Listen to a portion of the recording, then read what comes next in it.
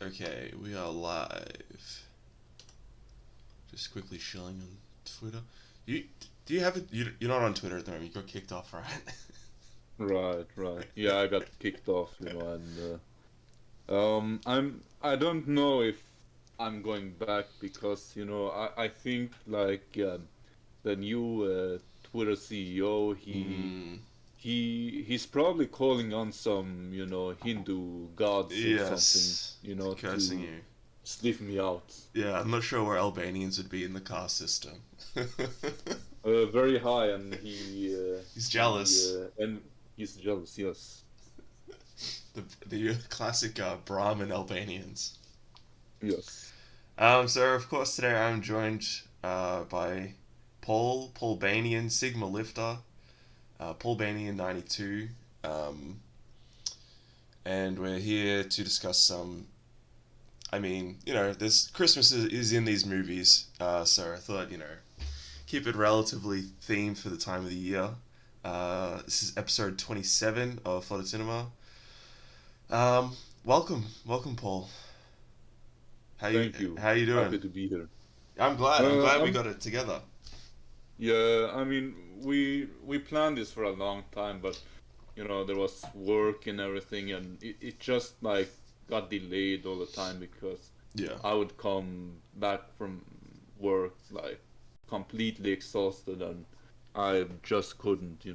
Ah, yeah. Yeah. So, but yeah, now we're finally here, Yeah, I'm happy and same. for the Christmas So special. yes, that's you know you, I guess, save the best for last, basically. Of course. Um, what was I about to say? Oh yes, I want to show your gaming channel. So I've got the link in the description. Everyone check out Yeah, Paulbanian92, your gaming channel. It's yes.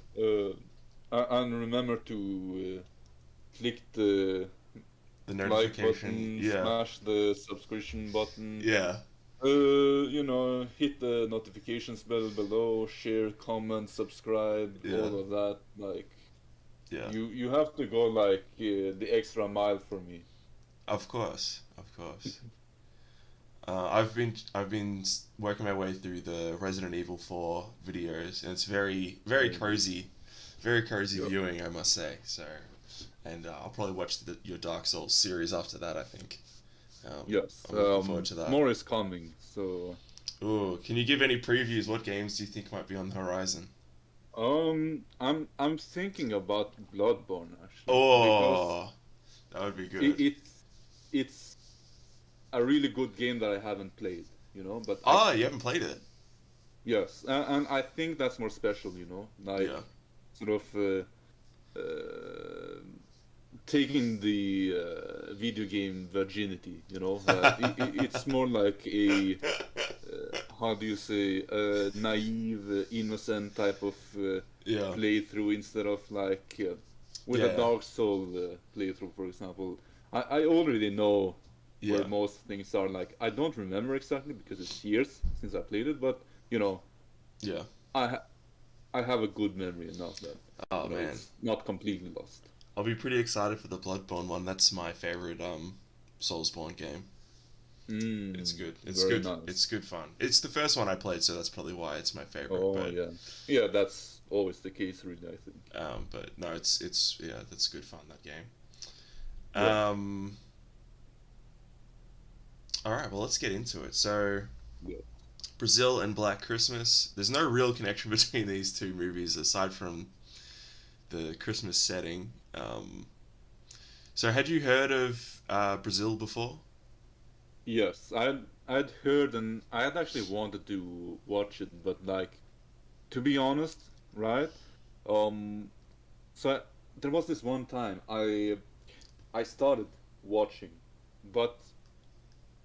but like things were just happening at random, and I was just like, ah, screw this, because Yeah, it just seems so crazy, Like I couldn't be bothered with it at that yeah, time, but this time I gave it a chance, and I really liked it actually. yeah, Like, yeah, it's very crazy, but um, if you watch the movie, you like throughout you will understand why it's so crazy. You know. Mm. Um, i for me, it's about it's about bureaucracy, right? It's Yeah. this sort of 1984 type deal where the state is all powerful, and but it's not just an all powerful state. It's really a petty state. It's run by very petty people Mm. who are very mediocre. Yes. All, all they care about is shuffling papers and whether you sort of meet their paperwork standards or whatever, you know? Yeah. Yeah. Um, So yeah. so to give a bit of background info, so the director is Terry Gilliam. This came out in 1985, and this was part of his sort of thematic trilogy, with Time Bandit being the first one, and then Baron von Munchausen being the last one. And each of the films is sort of beyond the themes that are within the movies themselves. They function as sort of an allegory of different stages in someone's life. So Time Bandits is about being a kid. This is about sort of middle age, and then Baron von Munchausen is about being like an old man. So I think this movie, there's obviously all the ideas and themes of like the society level themes, but I think then also like on a personal level, it's you get the idea of him like going through a midlife crisis type thing as well. And I think it's interesting that this movie works on like lots of different levels, and it is, like you said, very chaotic. And I think the first time I watched it, I didn't really get what was going on, and then each time I've watched it since, it's just because they don't explain the plot like in a super obvious way, and it like things just keep moving and moving and moving really really quickly, so it can feel like really random, but like everything just it does tie together at the end really well. And the ending is great actually. Oh, it's probably one of the best endings ever, honestly. The movie. It's so it leaves you so like, oh man. Like it's like the how would you say it, the climax of all the chaos and the craziness, you know, like but it's done so well that in the end everything is sort of cleared up, you know. I'm not gonna spoil it, of course, but it's really great. We might have to get into spoilers to be able to discuss it, but basically I'll say this much just for now, that when he originally made the movie, the studios forced him to change that ending so it was a happy ending, basically.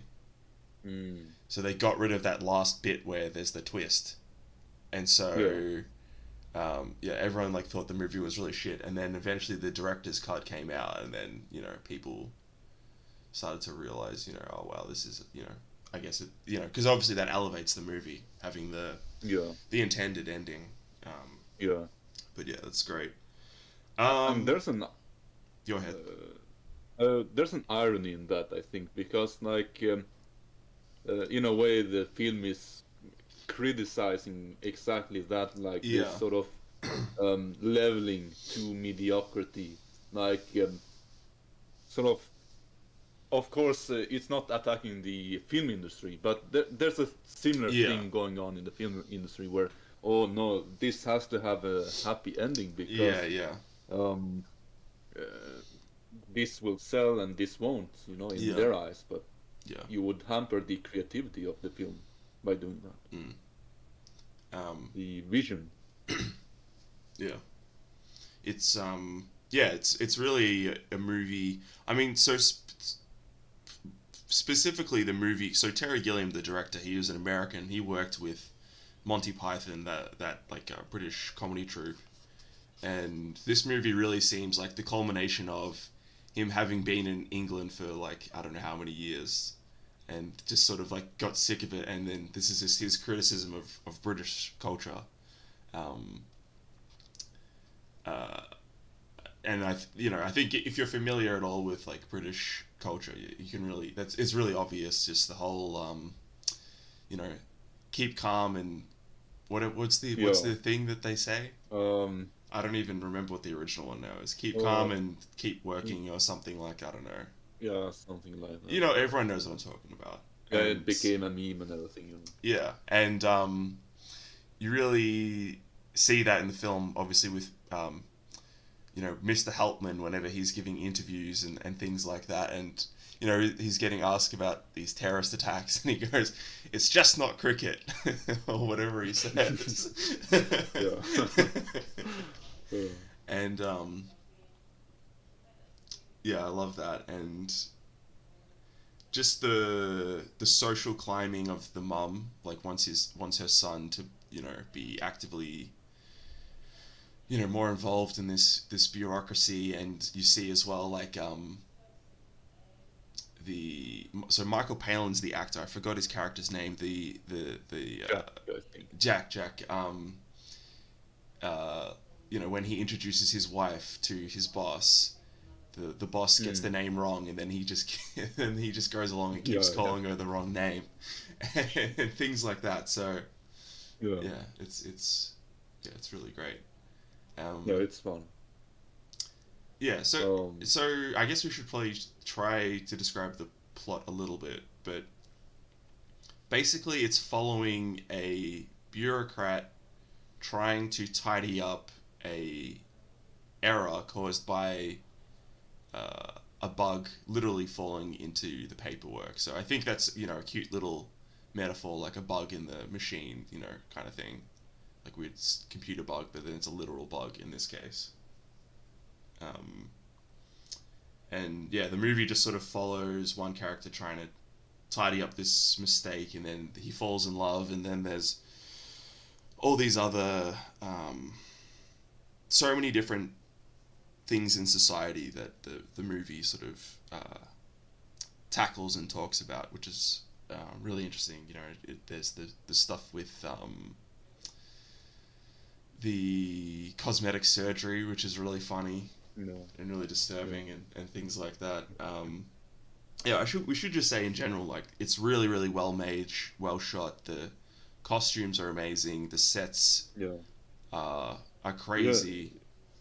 It's actually very reminiscent of, you know, I've. It reminds me of something like I think what was it? So for example, you have uh, you have Pink Floyd, right? They had this Mm, album Animals, and the cover is this. industrial. Yeah, it's some factory or something in Yeah. London, and you also I think one of George Orwell's books or something like that was inspired by this building in London that I've been to actually. Like it's Okay. extremely ugly, and the set reminds me really of that building Yeah. because there are these buildings like that in London. So like it's in a way extremely accurate, and it sort of really shows. It really encapsulates what probably inspired Terry Gilliam, Yeah. when he made this movie. Like, there's great art direction or whatever Yeah. with the old set. Yeah. There's this. It's the dystopia is interesting because it's not like explicit because it was made still during the Cold War, 1985, Yeah, but um, it's not obviously not the regime isn't explicitly communist, and they're not explicitly fully capitalist either. It's and I think it really speaks to what things are like today yeah. because Well, yeah, go ahead. yeah, it's less about the economic system, Oh but yeah, yeah. at this at the same time, like economics is a real concern there, right? Because um, there are people, right? They have trials and stuff, and they have to pay, and you know, you're basically going to be buried in debt unless, well, the bureaucracy of the state or whatever, they Yeah. accuse you of something, and to defend yourself, you're going to be buried in debt, and they're going to tell you that. You better just confess because Yeah. it's too expensive, you know. Yeah. So like, while it isn't about capitalism versus communism per se, but it is about this Homo economicus type thing where Yes. it's like this completely materialistic world, you Mm. know? And I think that's a good way to tie in actually the Christmas setting of the movie, and it's kind of like an ironic background setting to have it set during Christmas because the secular notion of what Christmas, because obviously it's got nothing to do with actual what you know what the whole point of actual Christmas is about. Like I don't think they even Yeah, talk about that once.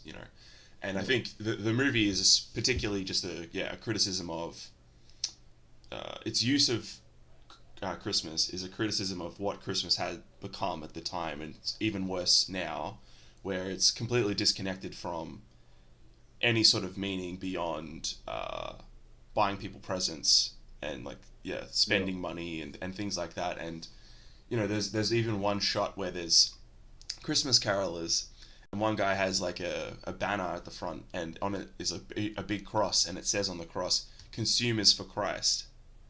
And it's a little on the nose, but it's and I think that's like it's just really funny. Yeah, just it's just because it's not using it like to make fun of Christianity or anything. It's yeah, yeah. obviously it's making fun of the fact that people are using this sacred day as sort of this excuse to just go buy crap, basically, and Well, or that it's well, just been yeah, so the meaning has been so lost. yeah. I think there's some. I don't think Terry Gilliam is necessarily pro or against Christianity. I think I read that he's an atheist, you know, but I do think he sees, as actually other people in the old Monty Python troupe have sort of admitted. I think what's his name, John Cleese, I think, admitted this, that the loss of Christianity has sort of um, degenerated the culture, you know, because Yeah, I think he uses some symbolism there because, for example, um, when the main character flees from a certain situation, like he has to go through this sort of dung heap type thing. Like it's not exactly a dung heap, but it's a lot of trash, right? And there's a bunch of crosses there. You know, I yeah, think that's sort of symbolizing um, for Terry Gilliam what happens when Christianity goes out the window, you know, yeah, like and into the garbage heap. yeah, Um, yeah. It's definitely not. I mean, yeah, his whatever his atheism doesn't bleed into the movie. It's more, yeah, it's just there yeah, as uh, yeah, it's sort of there. Yeah, exactly like you said. Like without this sort of metaphysical backing or this sort of other sort of tradition or something, yeah, people become Homo economicus exactly. So I think yeah, yeah, it's just I've always liked how this was set at Christmas because I thought it just sort of added something special to the movie. Like it's a good I don't know, just and like the towards the end when he's captured and then he's pleading to be let out and Mr. Helpman's dressed up as Santa. It's just so yeah, yeah, it's so amazing. You know, yeah. I love that bit so much. Um, uh, and what else have I got written here?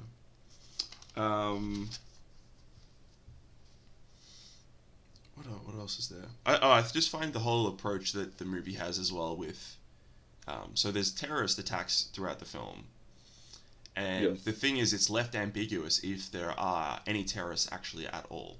Um, Yeah, yeah, and I really, really like that because you see that there's lots of malfunctions with technology, and you see that there can be lots of misunderstandings, and then anytime like anything goes wrong in the society, it's blamed on quote unquote terrorists, and then it's assumed that all these people are in league together, and Yeah. things like that. So yeah, I just thought that was really interesting. Like everyone's just sort of programmed to um, yeah, think about terrorists and things like that. And it's just, yeah, this came out in 1985, so it's interesting. Yeah. There's a similar thing in 1984, right? Yeah, They sort of use terrorism to um, just to create fear, because it's really the state that's behind it there. But also, I forget her name, but the lady yeah, that the main character is trying to court. yeah, Um, she asks him like, "Where do you work?" And he goes like the information directive or whatever. yeah, yeah, yeah, And you know, she asks him like, "Do you think your job actually means anything? Like, are you actually doing anything?" And he goes something like, "Oh well, if it yeah. wasn't for me, like there would we wouldn't be fighting terrorism or whatever." And she goes like, "Have you ever actually seen a terrorist?" You know, and he goes like, "Oh, you know, he can't answer that Yeah, because he hasn't."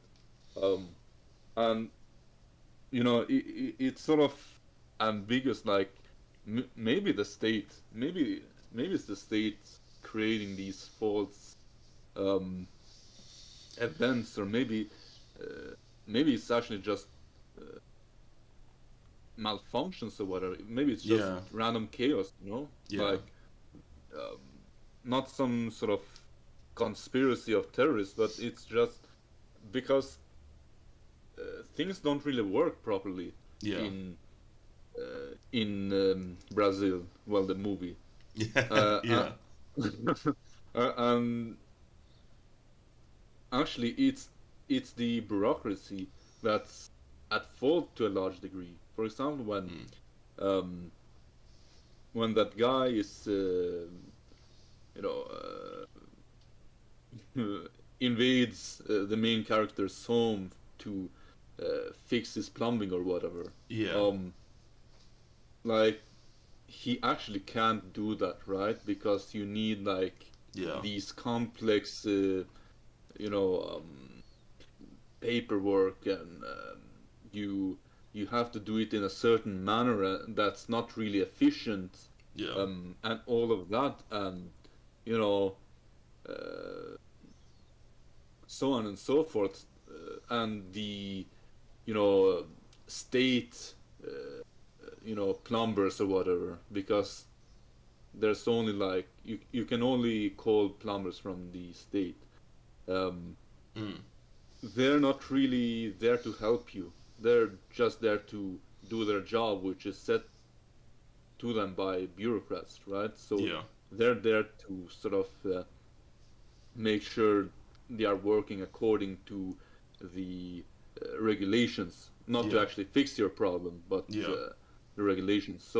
Um, so actually, that world is a complete mess, and it, it's not surprising if that will lead to many accidents or whatever, that mm, can then be called terrorism.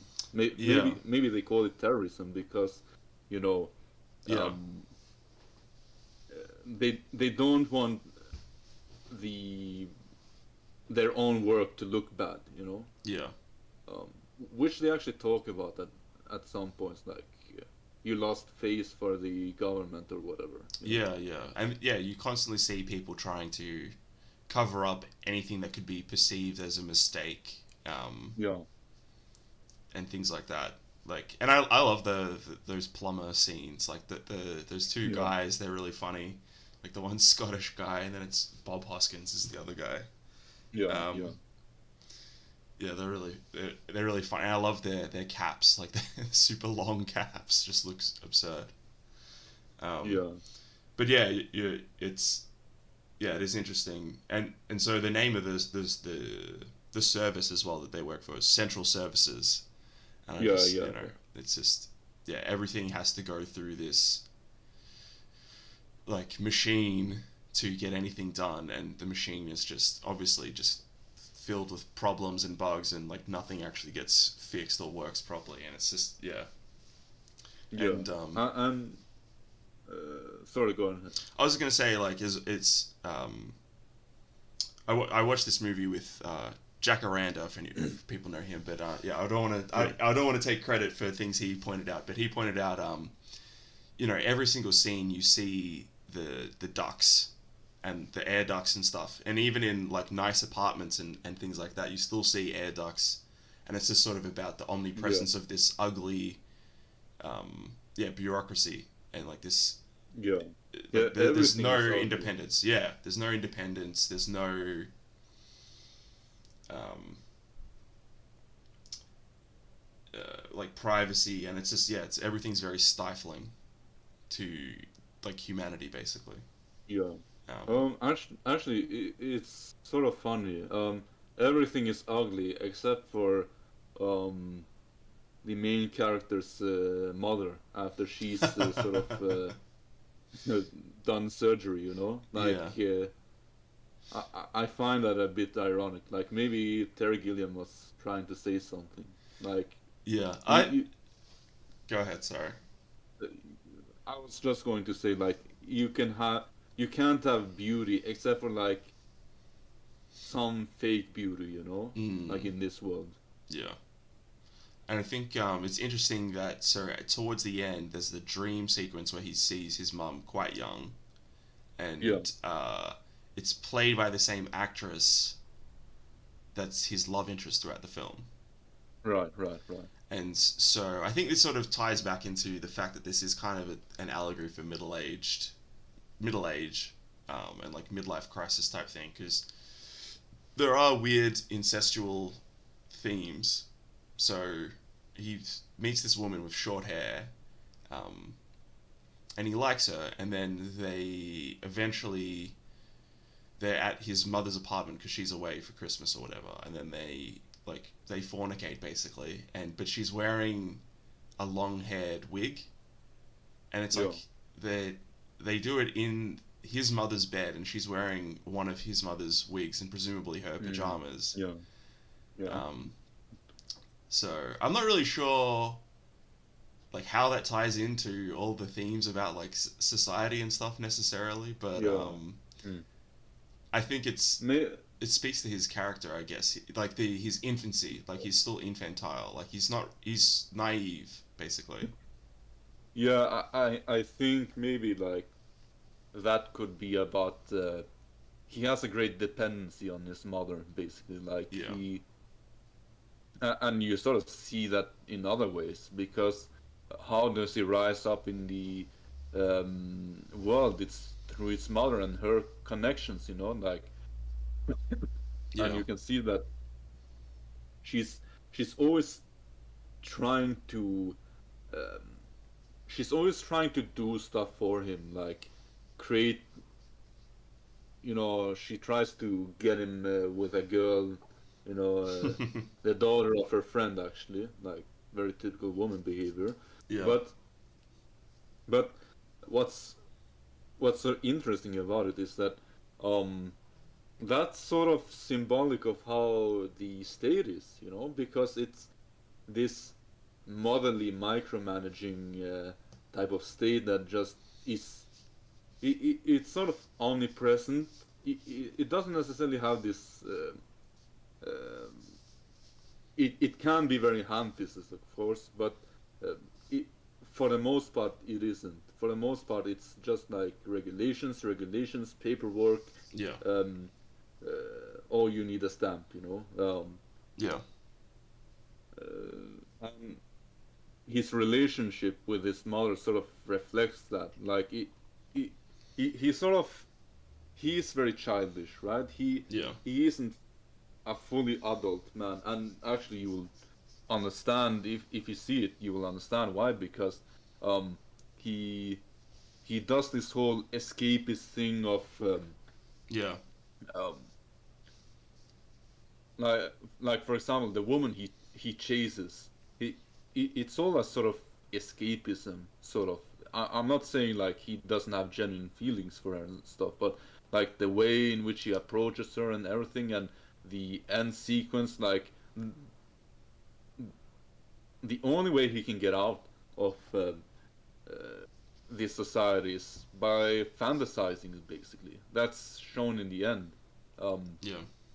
um, Yeah. so I definitely think there's like a sort of I'm gonna say like microcosm, macrocosm type thing. Like the Yeah. relationship of the mother and the son reflects on the relationship on individuals and the state, Yeah. or the collective. Yeah. And I think that's why this movie, like, on the surface, there's a lot. It's just very, because it is a comedy, like almost Yeah, primarily throughout most of the film, and it's, it's very, it is, it's maybe slightly more refined than like some Monty Python stuff, but it is still like quite goofy, like, goofy looking characters and stuff. But the thing is, like, under the surface, the script has so much going on, and like you just pointed out, there's that whole, and that whole microcosm macrocosm thing, and we can see it not just as a thing about society, but about like how people can live their lives, like in a state like that, where they are they just become, they remain in like infants basically, or they remain like, you know adolescent their whole lives, and they're just yeah, constantly, because even if he is sort of resisting his mother at the beginning, it's like pathetic. It's not like how a man should act. yeah. It's like mother, no, Yeah, yeah, it's that sort of thing. Um, it, and of course, because he doesn't really act like a man, she doesn't really respect yeah, his uh, his independence. yeah, She just keeps on trying to basically control his life. yeah. Um, But, but yeah, and I think what I also like about this movie is that, of course, it's a bit extreme compared to real life, but in many ways it reflects so much about our lives today. mm, The the emasculation of men, how they sort of have to escape that emasculation through these fantasies, um, yeah, uh, through whatever escapism, chasing women, or living in their heads, or whatever it is, yeah, imagining that you're some sort of rebel or yeah, whatever. Um, yeah, like yeah. Uh, there's some good parallels to what we see today, I think. yeah. Um, just of course it's a movie. Um, Mm. so yeah. I'm just trying to think if there's anything else. So there was one thing I was just interested actually to get what you thought of it. So throughout the movie, one of the major things structurally in terms of like what goes on is there's a lot of dream sequences, obviously, and we haven't really Yeah, discussed them too. Mostly they're pretty straightforward in understanding like what is going on yeah, symbolically. Like yeah, they're more there to help set up the ending, which is yes, really good, and they're also there, um, to break up the action. But they're also like they're really well done, and the yeah, particularly the miniatures and stuff look really good. yeah, And yeah, the effect of him flying around looks really cool. Like it looks, yeah, for 1985, it's pretty well done, I would have to say. yes, Um, yes, I agree. yeah, and just in general, yeah, it's just like, yeah, the effects are really good, and it's just funny. Imagining like a movie like this with heaps of CGI or whatever, and it just wouldn't work the Yeah. same. Yeah. But Well, yeah. Sorry, go on. I was just gonna ask, what did you think the samurai represented?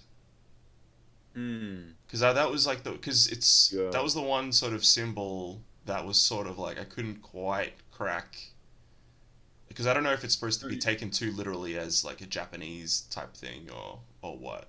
Well, so for me,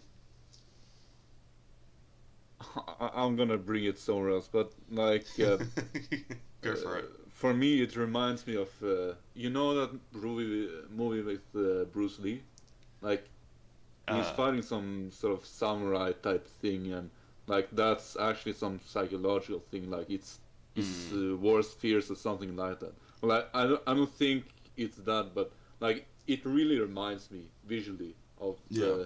of that. But so here's a man, right? His GF has just been hurt, Yeah. and he's sort of trying to defend her, but he's not really quite a man, but he's trying to be, and Yeah. that's a good thing, you know. He's trying to fight against the emasculation of the state against the individual, Yeah. um, but when he sees a basically a policeman as a samurai, Yeah. I think that he's seeing himself as a warrior, you know, Yeah. like Yeah. Yeah. he's sort of one warrior fighting another warrior, you know, and Mm, they're facing off. He sees it as a duel, but he's so emasculated that he's sort of fantasizing um, keeps him from reality, and he just gets knocked on the head by another policeman, you know, mm, and loses consciousness. yeah. Mm, So I think that's what's going on, right? He's sort of in Peter Pan mode. He's yeah. Yeah. this man child trying to become a man, but like he doesn't have the tools because nobody's given him the tools to become a man. Yeah. But he tries to do his face off, and well, it doesn't work. Mm, I think that's what's going on with the samurai. yeah. Um, It's just interesting what because do you when think, he, though? yeah, well, I think, yeah, like you say, it is just sort of, I think it's, it's supposed to be this function of this metaphor of like, it is supposed to represent the state and basically everything that's wrong and that he's trying to fight against in his mind. Yeah, Um, and I think it's really interesting as well when he defeats the samurai in one of his dreams and he takes the yeah, mask off, he sees his own face. And then it's sort of like, well, it's kind of a basic thing, but the only thing stopping him from achieving what he actually wants to achieve is himself. And yes, the part of himself that's so ingrained into um,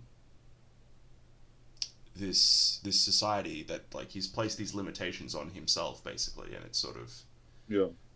it's kind of a Joe Rogan type thing, but yeah, your worst enemy is yourself. But that's so true. It's so true. And Yes, I think that's a Christian thing, you know, yeah, like it's sort of perennial, I think, but like really the only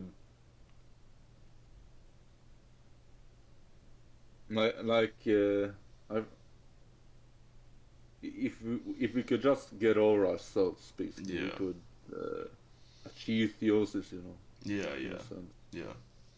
Um, but yeah, no, I really like I really like pretty much everything about this movie. Yeah, all the acting is, I mean, there's no like super serious acting or anything, but it's very, everyone's really well cast, and I particularly love Jack is like one of the he's such a good character. Like when he first goes to visit Jack, and he turns around and he's got his like surgeon thing on, and it's like covered in blood Yeah, and scratches and. And yeah, you can see when he goes into the room like he's shaking and he's like disturbed about what he's just done, and then he like turns around and he flips on a dime, and like now he's like, oh, hello yeah, Lowry, hello Sam, and yeah. Michael Palin, I really like this performance. Like, he just fits it so well, you know. Yeah, and I love I love there's this really really funny bit where he says to the main character, we've always been close, right? And he goes, yeah, well, just stay away from me. Yeah, yeah, And there's just lots of little funny jokes, and um, one of the funniest, one of the sort of most cute little jokes was at the very beginning. I don't know if it's at the very beginning, but basically they have to cut a hole in someone's floor to like get to the apartment below, and then the people yeah, come to repair the hole, and then as they're lowering in this thing to fix it, they go, "Oh, we don't make mistakes," and then they just drop the thing through the hole. yeah, yeah. And then they go like, they didn't tell us we're measuring in metrics now, you Yeah. know, and uh, and like from the get go, like it,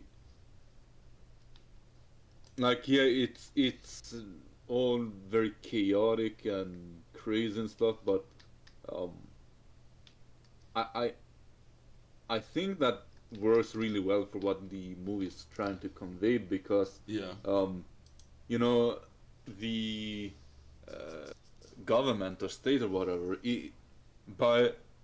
by trying to micromanage everything, Mm. it's causing all of this randomness and Yeah. chaotic mess and stuff because um, everything has to go through the bureaucracy, and the bureaucracy isn't, it's not all powerful or anything. Like Yeah. it's these people make mistakes, and they don't even take responsibility. Yeah. And yeah, you really see that as well, like with his boss at the very beginning. I forgot his character's name, but he's played by Ian Holm, and he's quite a funny character as well. Like when Sam is just in records, uh, and his boss is sort of this very effeminate old man, and he's whenever there's the idea that a mistake got made, and he freaks out that oh no, what's going to happen, and blah blah blah, and like every single character is basically like the main character in just sort of in different ways, and then let Yeah, it show at different amounts to different people, and um, yeah, it's just a really really amazing movie, and yeah, highly highly recommended. I yes. think we've pretty much covered everything, honestly. Um, Yeah, yeah, I would say so. Um, yeah, I think so. Yeah. yeah, there's a few. Although, There's a few. Well, actually, yeah. yeah, There's go this. on. I was just gonna say we didn't really talk about one thing I find interesting, or it's like very, it's a little on the nose, but it's funny that the characters that are like they're not brainwashed are Americans. So there's Robert De Niro playing that like rogue plumber, and then the girl obviously, um, Yeah, and they're both American, and I just thought that was funny. But right, yeah, right, but yeah. Robert De Niro's character is very good and like very funny. Um, Yeah, I really like that one. He's the um, like I really like that they were the sort of free spirits, like yeah, um the ones actually doing something about it. And it's funny, right? Because like Robert De Niro, like what is he doing? Like he's actually doing all, all he's really doing is he's doing good plumbing work, and that's like his crime against society, like because he's a fugitive basically, like he's hunted and everything by the state, but yeah, all he's really doing is he's not he's doing a good job, but not according to the regulations, yeah, you know. yeah. Um, all right, I think we have. Unless there's anything else you want to say about Brazil? No, but before we transition, like I just have to mention something, and that's like so the thumbnail or whatever. Yeah. So there's these two people, right? And one is a black woman, and one is I think a white male. So which am I, man? on the thumbnail image, Yes. they're neither of us. They're watching us. Oh, okay, okay. I Maybe. thought you were insinuating something. Never mind, never mind. I believe one of them must be Southeast Asian if we're going to be technical. Yeah, it's difficult to see, but she looks very dark skinned, so. No, I believe it's a classical Southeast Asian white male couple. One of the classics. Okay. Then the male couldn't be any of us. Yeah, Like, it's the average audience of flooded cinema. yes, yes. The average flood cinema enjoyer. Yeah. Um. Okay, so Black Christmas, 1974. What did you think? So, hmm, like, in the sense that I like the movie, yeah, like, purely as a movie, I liked it, but at the same time, I thought it had like a lot of feminist undertones. Mm, Uh, yeah. I don't even know about undertones, but just like themes.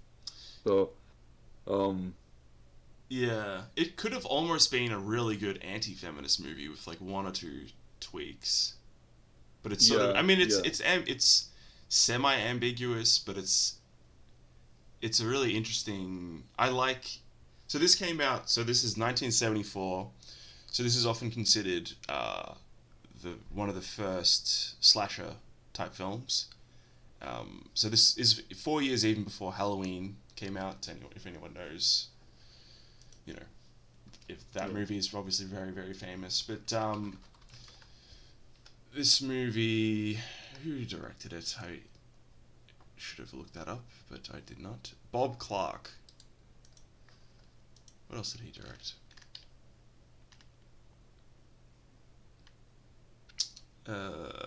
He directed Porky's as well. That's like a boner Yeah, I've comedy, never if you know seen that. it. Anyway, yeah, he didn't really do anything else of note. Mm. He did Super Baby Geniuses 2 in 2004. Damn. All right. But anyway, this movie is great in terms of the atmosphere and the like the how it's shot and stuff like that. I really like Yeah, it, and I think the murder scenes are done really really well. yes, And some of the characters are good, but yeah, yeah, there's just sort of one plot thread that I don't know. I think we should like try and unpack to sort of see where we land on it. But basically, the movie is about it's Christmas time at a university in Canada. I think it's a Canadian film, and it's Christmas time. So most of it's set at a sorority house, and most of the girls have gone home, but there's still a few of the girls there, and they're just hanging out or whatever. But then one girl goes missing, um, and then things like basically keep happening from there. But the thing is, we see the whole time we know that this girl's not missing; she's been murdered. Um, yeah, and I really love the POV shots in this movie, yeah, and they're more impressive as well when you think about the fact that 1974 they didn't have handy cams or anything, so they would have literally had to use the same cameras basically for all of the rest of the shots, like these giant yeah, cameras. So it's impressive that the camera work looks so smooth yeah, in for those shots. So yeah, basically we get POV shots from the killer's perspective. Yeah, so that's interesting. And then there's basically the girls at the sorority house of the characters, and then there's the mother, and then there's a couple of boyfriends. yeah. It's a very like low key sort of movie. It's atmospheric. Uh, Yeah, like it's not overdone, like yeah, nothing is overdone. I like that about horror movies. Like they shouldn't be too forward, basically, because that wouldn't build any tension and all of that, like, um, and the movie sort of leaves you always wondering, right? Because Yeah.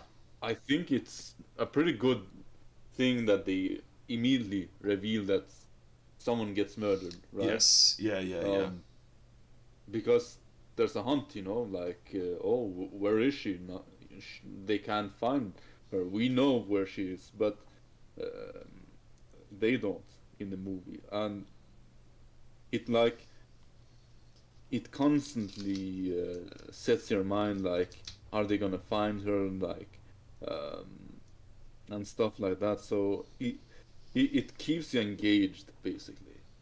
Yeah. I thought that's an interesting way of doing a horror movie, in my opinion. Yeah. I think Um, it's good because yeah, there's this there's always this underlying tension then throughout the rest of the film, and that sort yeah, of it gives it like direction. Because if we didn't know where she, well, it wouldn't work at all because obviously they never yeah, end up finding her. But if they had have done it like just more from specifically just the girl's perspective, because a lot of the movie particularly is this psychological thing of like, oh, who is the killer, and you know, it's like the paranoia among the in the main girls, like, you know, she just becomes yeah, increasingly paranoid. yeah, yeah. Yeah, which is great. Um, And go ahead. um, so if I could just jump towards Yeah, go for it. We can jump the around. characters, I actually didn't like any of them except for the piano player, the boyfriend of the main character. Like, He was he was so based. based. He Yeah, well, like, he should have been anyway. We can talk about it in a second. Yeah, go ahead. no, no, Uh, just say it because I was sort of gonna say that anyway. okay. Well, basically, essentially, what happens is, so he's like a training to be a concert pianist, and he knocks up his girlfriend, and then the girlfriend says, "I want to get an abortion," and then he's like, "Don't do, don't kill the baby," basically, and he's obviously right about that. And the thing is, the movie frames it as sort of like morally neutral or like morally ambiguous, as opposed to like she's evil for wanting to do that. Yeah, Which is that's the major flaw of the movie, basically, is that yeah, they if they had have slightly changed, like, what I really wish they had have maybe done is they made that like e-girl sorority girl, you know, which one I'm talking about, the drunk. Um, yeah, if, for instance, the main girl had have revealed to her that she was pregnant, and then this e-girl was like, "Oh, well, you should get an abortion," and then there's more of an interplay like between who is she going to listen to. yeah, yeah, That would have worked a lot better than just her, because then she's not sympathetic at all. You like, I'm just like, I yeah. like, She's not. it's like I literally do not care like what happens to her at this point if she's like her plan is just killing a baby. So Yeah, that's a really good point. Like, I felt that way because, you know, I mean,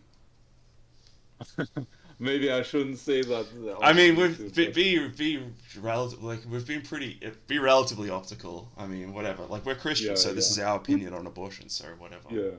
But like, an eye for an eye. Like, if you kill a baby, that's something's gonna happen to you too. Like, there's karma in the world. Yeah, So like, yeah. I don't actually, I didn't feel any of the women were sympathetic. Um, Maybe the very first girl. yeah, maybe the very first one, and her father was very sympathetic and stuff, like, Yeah, because the father is looking for her, yeah, because they don't know where she is and everything, and so yeah, um, so yeah, but no, like, except for her, but we also don't really know anything about her, so that's yeah. one reason why maybe. Yeah. But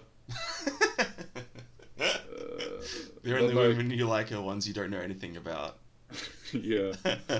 Uh, but like, I can't think about any woman at any point in any part in the film that was like sympathetic.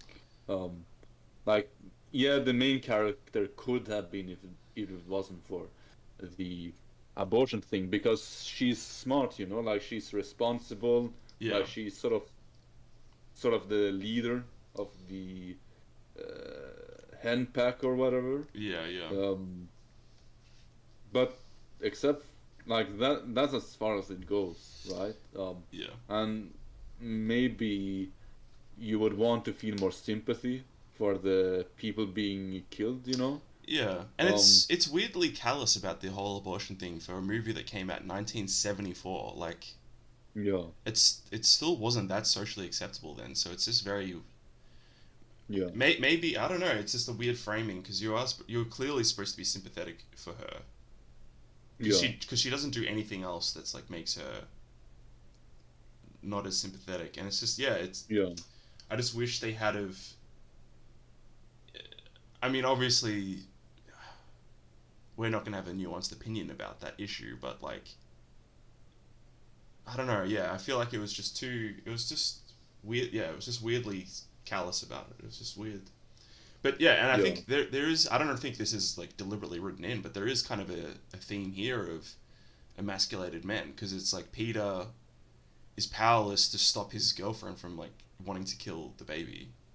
yeah, I mean, yeah, and then he says let's get married and everything, and she's just like, no, I want to study or something. yeah, yeah. So, Like, like he's like, oh, I'm gonna give up my dream to be a concert pianist in order to be a father to this child, and then she's like, I'm no longer attracted to you, basically. yeah, but the thing is also, right, that she says it So the thing is, he's exercising for his rehearsal Yeah, for him to be. I don't know how that works, but to be taken up in some sort of program or whatever as a yeah, piano concertist or whatever, and um, like just before, like the day he's yeah. going to have that rehearsal, That's she when, comes up, and yeah, that's when she tells him like, "Oh, um, I'm pregnant, and actually, I wanna abort this baby," and like that, obviously, like that's very hard to hear on the exact same day. Like she could have said it on another day, yeah, and like, actually, he points that out, right? yeah, Like he he gets mad at her because of it, because she shouldn't have brought that to him on that exact day, and then later he fails because he's too yeah, stressed worked out, out because yeah, of that thing. yeah, Um, and now he says, I don't have to be a pianist. I can do something else, like if it means marrying you and having a baby. yeah. And she goes, well, Peter, I also have dreams. Well, you crushed his dreams. Yeah. Um, so, but still, he's portrayed as being the one at wrong in a sense. Yeah, In fact, he's portrayed as deranged for not wanting to kill his like own child. yeah, yeah, like the police chief suspects him, like, um, oh, like this guy is some sort of incel. Like, I need to find out. Maybe he's the killer. Yeah. Um, so yeah, it's sort of a. That's why I think it's sort of a feminist movie. Personally, but Yeah. maybe I'm wrong. But because at the same time, like all these women are dying, so that's not a very feminist message either. Yeah. At the same time, um, Yeah. And I think as well it's the father is sort of emasculated because it's like he sent his daughter away to college because he thought that Mm. that would be good for her for some reason, Yeah. which doesn't really make sense. And he gets there and he discovers like, oh, college is actually literally what college is, as opposed to this like academic higher learning type institution. It's just it's a place where people get drunk and do whatever. Yeah. Yeah, that's a good point. Like that's why I think like is it a feminist movie or isn't it? Because it's sort of critical of that, right? Yeah, Because it's sort of portraying the father as some like on the one hand he's obviously concerned and a good parent in that sense, but at the same time like he's so naive that he sent his girl to this very dangerous world and um, yeah. He paid the a world consequences. where yeah, and a world where people are corrupted, and Mm. the mother or whatever of the sort of sorority, like this Yeah, woman who's supposed to care for the women, like she says something like that, like uh, she insults him like behind his back, of course, yeah, saying like um, he thinks like I'm supposed to um, care for these girls' morals, yeah. like um, she really well he really um, naively um, went along with something that would destroy his daughter eventually. Yeah. And I think there's another line as well, which is sort of uh, I think it's like the e-girl character basically says, "Oh, this is a sorority, not a convent." Yeah, yeah, That's my one point. yeah. And she's the worst. She's the worst, man. I I find her attractive, but I was about to say, yeah, she's cute though. she has a pretty face, but to be honest, like she dishonors that cuteness by uh, uh, by her behavior. Let's say. Yeah, and I should mention that portrayed by Margot Kidder, who went on to play Lois Lane in the Superman films. Little movie trivia for you. Oh, that's why she looks so familiar. Yeah, Ah, I see. yeah, Yeah, I learned something there. Um, yeah. that's cool. Yeah. So it's interesting. 4 years later, she was in the first Superman film. Yeah, Kind of yeah, crazy. But I think her character's a good. I mean, because her character's not positively portrayed. I think I don't know. It is sort of an ambiguous film in yeah. its It in is. its themes and ideas, and I think that's one thing that is interesting about it. Like I wouldn't say this is like my favorite horror movie of all time, but I think um, it's interesting. It's an interesting movie for sure. Yeah, yeah, definitely. Like, and I guess like the thing with horror movies is that um, they can't be blamed so much for ambiguity. Yeah, Like, I guess they're really kind of supposed to be ambiguous, yeah, Like, they're not necessarily. Well, I do think there's often um something moral going on in horror movies. Like, there's a reason. Like, I was about to say something on optical, but uh, if you can work out a like way to say it that's optical, go for it. think about who always dies first in horror movies. Like that's But okay, no, well, look, okay. Actually, I want to talk about this because I looked it up. Like, it's this okay. weird stereotype that people always say that the black character dies first in a horror film. Mm, yeah, But that's just where is that the case? There's no black characters even in this movie. yeah, You know, yeah, and like in the movie, like because the website TV tropes. yeah, Yeah. yeah, So I looked at the page for the black guy dies first or whatever, and literally half of the entries are them saying, "Oh, this movie subverted this trope." It's like, well, if half of the movies don't have this trope, is it actually a trope, or is it yeah, or is it some sort of narcissism? like that. It's they. Anyway, whatever. I just think that one particular trope is dumb. Like it's not actually in movies. Like I've watched so many horror movies, and I can't think of many where that is the case. So Yeah, yeah. Like actually, like the ones I can think of immediately are like more like parodies. You yeah, know, yeah, um, exactly. it's so the stereotype is that it's the black guy and the slutty blonde woman, Yeah, which the slutty I blonde. That's true. That is that. Like it's either yeah, yeah. That's pretty true. But yeah, yeah, yeah. Um, but like black guys are usually not in this, especially not in these old horror movies. It's very like no, these. It's always like these suburban kids, yeah, like these suburban 18-year-olds, like that are really played by like people who are 30 years old or something. yeah. Um. So yeah. But yeah, I don't know. I mean, I just don't understand where that trope came from because like Mm. I don't know. There's just so many horror movies where that's not even. I guess like The Shining technically actually does have that trope. Uh, Yeah. Well, I mean, I the don't thing know. is also though, like, yeah, The Shining has that trope, but like, That wouldn't it, count. That it doesn't count. Clearly. yeah, I mean, one movie, like, how does that count?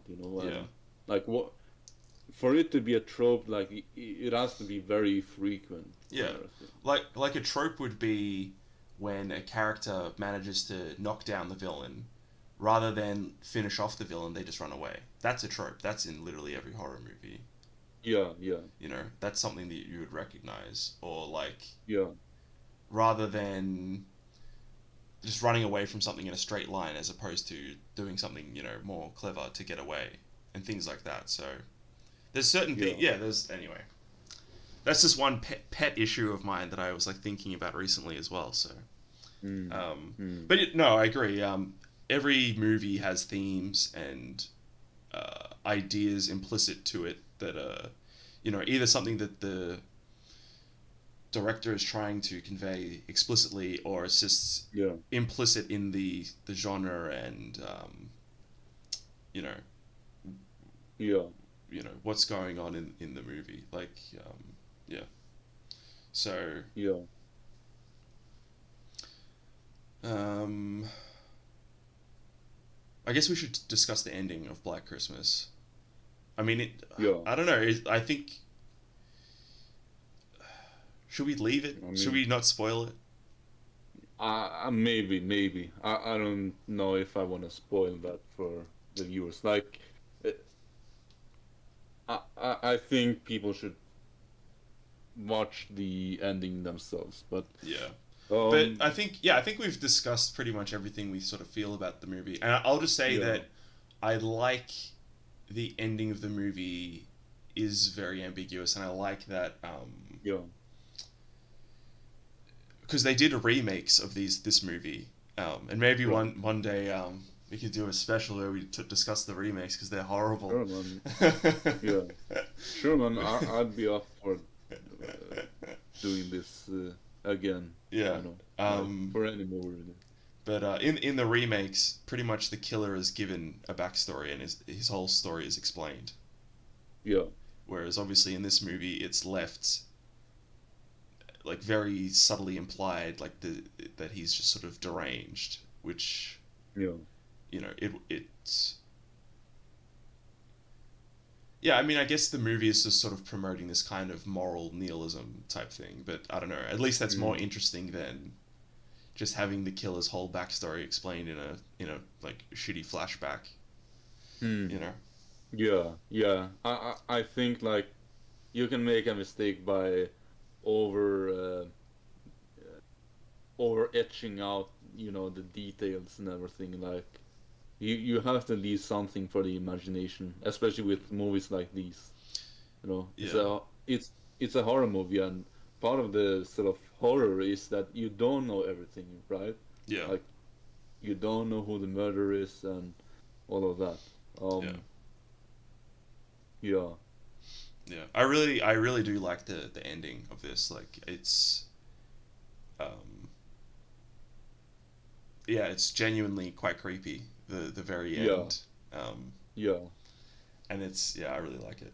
And yeah, it's good. It's a By good the, movie. by the way, the main character, I don't know, I don't think it's her, but she looks like that the Italian model. Like she has a very pretty face. Oh, Yeah, we looked that up when we watched it.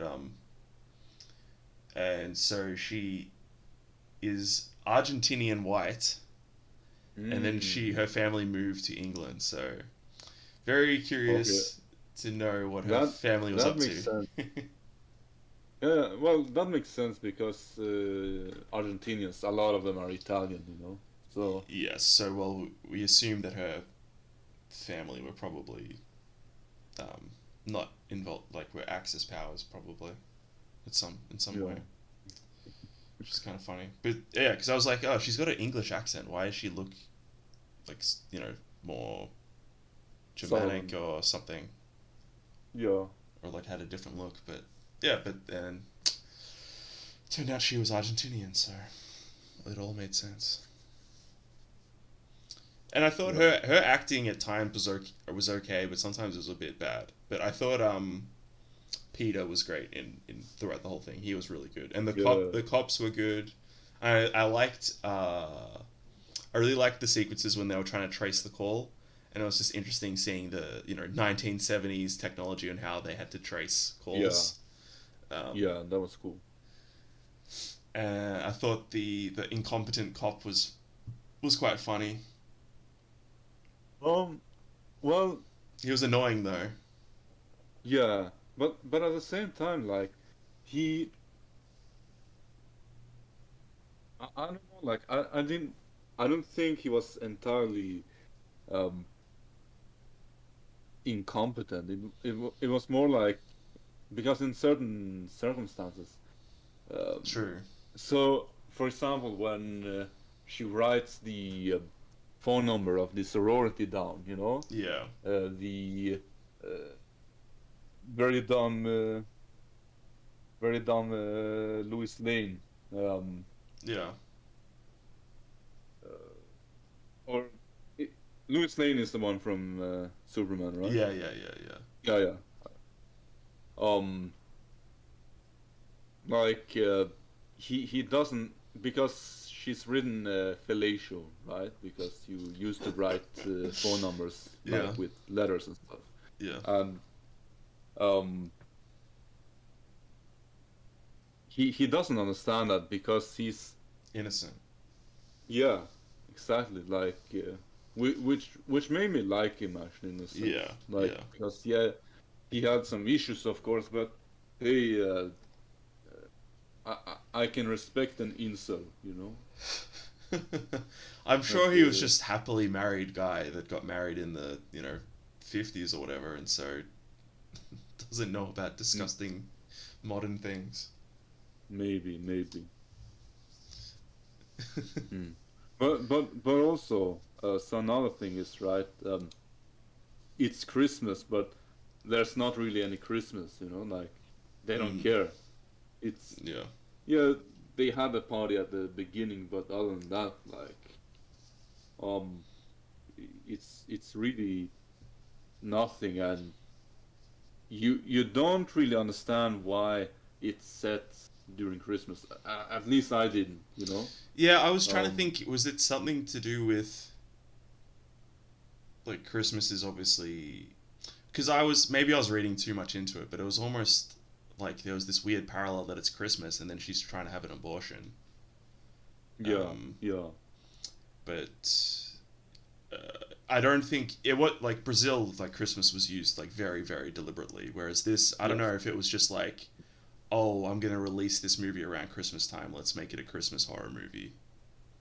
Um, yeah, but I think like it kind of like Christmas just sort of is it like a stand-in for innocence and like a time where yeah, yeah. um, yeah Well, that makes me think though, right? Because it's so the movie is sort of talking about how innocence is being destroyed in a sense, right? Yeah.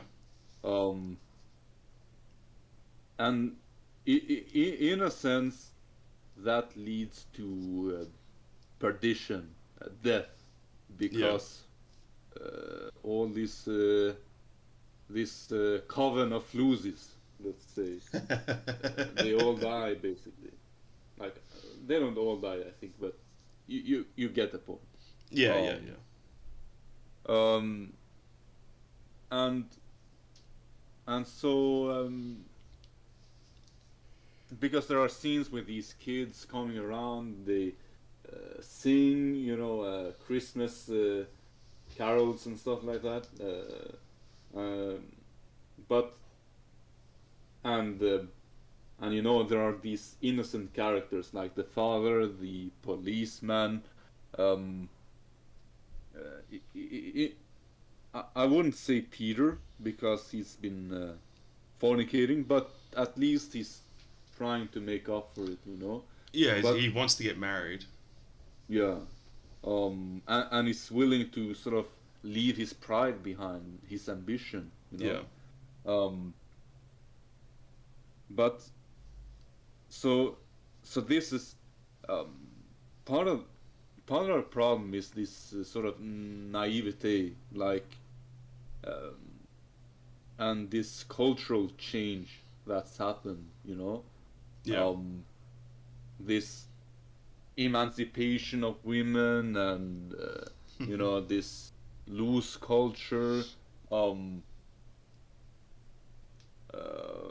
and all of that, and yeah, it ends up with some wacko killing a bunch of women, and all all the victims of this killer are women. Isn't that interesting? Like, There's um, the one cop out the front, right. but yeah, But that's mostly sort women. of different. Yeah. That's sort of different because I guess you could argue that um, he wasn't so much a target as just someone Yeah. who was in the way. You know? Yeah. Yeah, exactly. He didn't kill the cop if for the same reasons that he was clearly killing these women.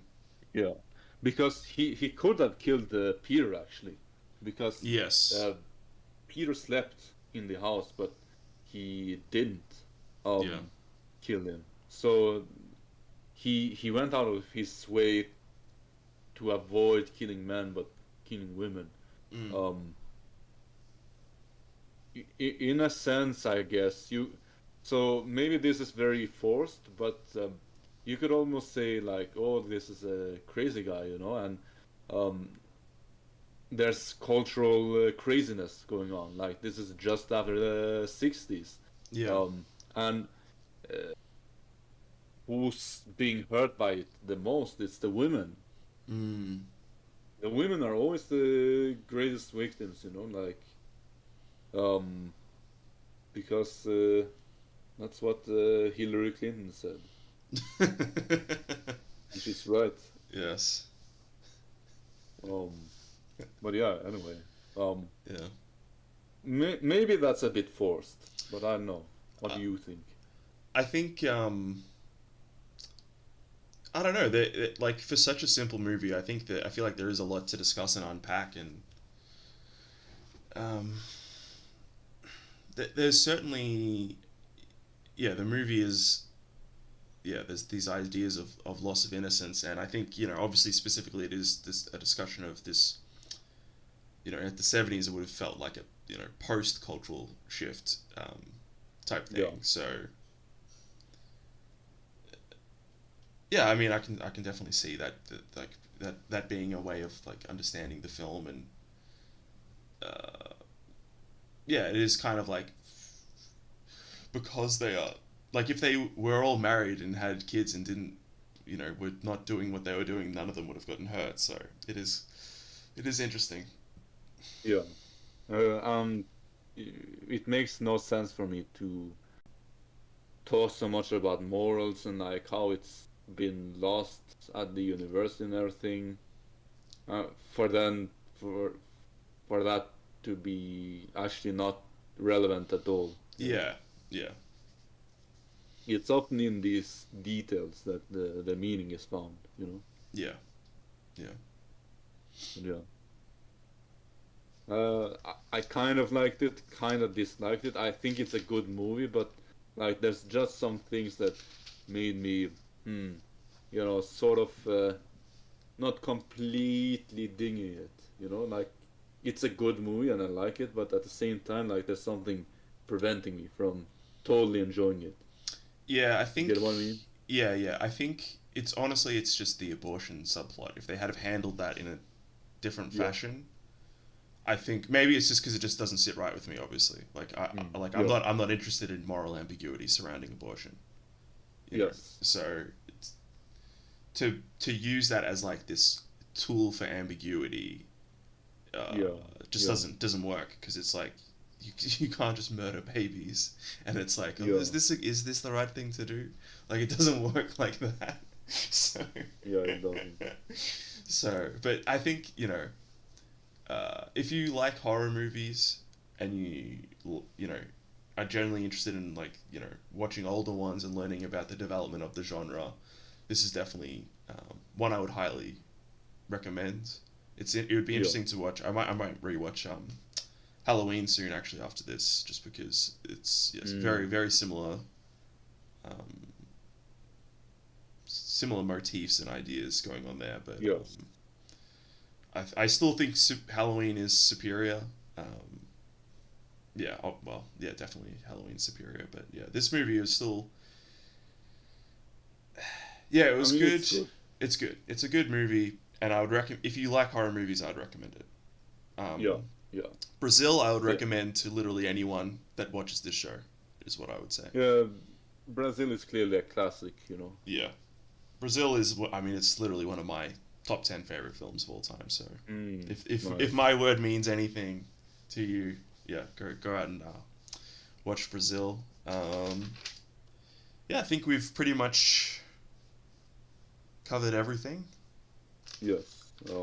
Yeah, it's been a very nice chat actually. Like I was sort of anxious, am I going to know what to talk about and stuff? But it's always been like that with me.